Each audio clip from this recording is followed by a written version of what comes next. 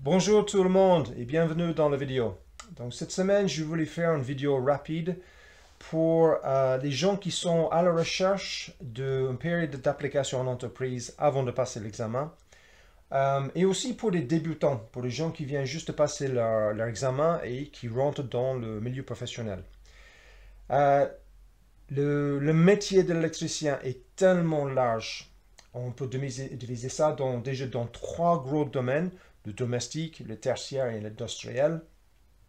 Et dans chacun de ces domaines, on a des câblages de courant fort, on a des câblages de courant faible, on a des communications, on a des contrôles d'accès, du chauffage, on a les ventilations, il y a tellement de sujets différents dans chacun de ces trois domaines. Vraiment, le métier d'électricien est extrêmement large.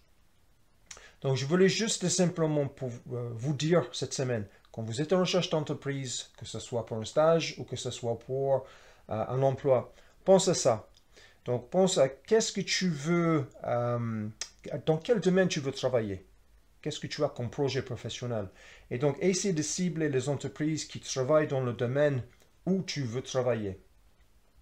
Personnellement, je pense que c'est une bonne idée pour les débutants de changer un peu. Et la meilleure façon, c'est avec les agences intérim. Donc, de faire des missions de 2-3 mois avec une entreprise qui fait du domestique, et ensuite un autre qui fait du tertiaire, ensuite un autre qui fait du industriel.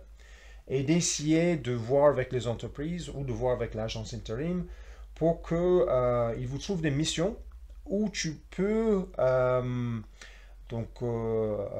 exerciser dans un domaine que tu ne connais pas nécessairement très bien pour pouvoir progresser dans ce domaine.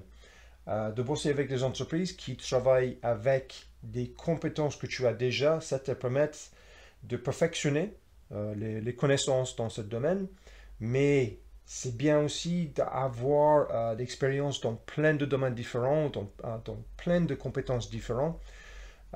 Donc, pour les débutants, vraiment, je pense que c'est important d'essayer de cibler un maximum de compétences pour avoir un maximum d'expérience. Ton CV, il va vraiment ressembler à quelque chose après quelques années.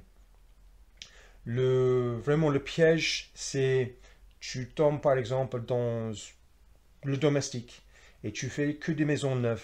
Et tu fais des maisons neuves pendant 3, 4, 5, 6 ans. Et l'entreprise pour laquelle tu travailles, ben, il te pose le bilan ou tu veux simplement faire autre chose. Et là, tu te retrouves sur le marché du travail avec des compétences que dans le domestique neuf. Tu connais rien dans la rénovation, tu connais rien dans le tertiaire, tu connais pas des portails, les télévisions, le câblage informatique, etc. Donc, vraiment garde ça en tête, hein. Donc, voilà la vidéo de cette semaine, simplement pour vous sensibiliser par rapport à cette problématique. Donc, ben, à très bientôt. Au revoir. Ciao.